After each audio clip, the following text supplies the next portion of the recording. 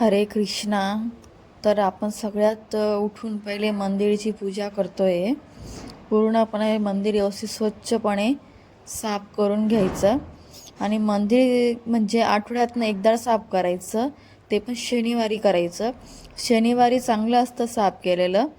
किंवा उपवास वगैरे राहिलं, एकादशी वगैरे राहिलं, काही राहिलं तेव्हा साफ नाही करायचं राहत. तर आठवड्यातनं एकच दार तुम्ही शनिवारी करू शकताय. शनिवारी मंदिर साफ केलेलं चांगलं राहतं. तर मी मंदिर अख्खं स्वच्छ साफ करून घेतलं. मग त्याच्यावर स्वच्छ आसन धुतलेले टाकले त्यांचे.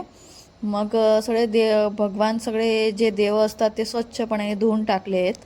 आणि एक एक करून ते आता ठेवते. पहिले गणपती आपण ठेवला, नंतर कुळदेवता लक्ष्मी माता, नंतर राधाकृष्ण, मग लड्डू गोपाल, श्याम बाबा, खाटू श्याम बाबा, श्री श्याम, विठ्ठल रुक्माई, शंकरजी, त्यांचं रुद्राक्ष आणि कासव जे असतं ते, आणि छोटीशी वृंदावन, तुळशी वृंदावन, लक्ष्मीजवळ कळस, गंगाजल, घंटी, आणि जे राधाकृष्णाजवळचे असतात ते कृष्ण राधा. मग सगळ्या देवांना फुलं अर्पण केले. झेंडूचे फुलं, तुम्ही कोणते पण फुलं अर्पण करू शकतायत. तर मी खास करून तर झेंडूचेच फुलं अर्पण करते. ते झेंडूचे फुलं चांगले असतात अर्पण केलेले. तर मी सगळ्या देवांना झेंडूचे फुलंच अर्पण करते. मग दिवा लावला. दिवा लावून मग त्यांची आरती वगैरे केली. तर गाईस, हे मंदिर फक्त शनिवारीच साफ करायचं असतं. शनिवारी चांगलं असतं.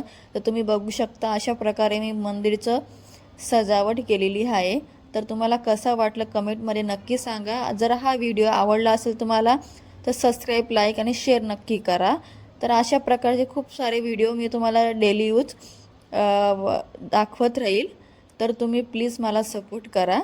माझं मंदिर कसं वाटतं आहे ते तुम्ही बघा. मग मला कमेंट वगैरे करा कसं वाटतं, व्यवस्थित पूजा केली का नाही केली ते पण सांगा मला.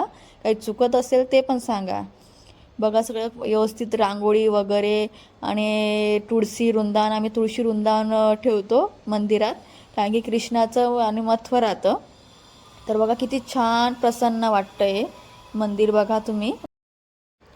हरे कृष्णा, राधे राधे. तर तुम्ही मंदिर बघू शकता किती छान वाटतंय.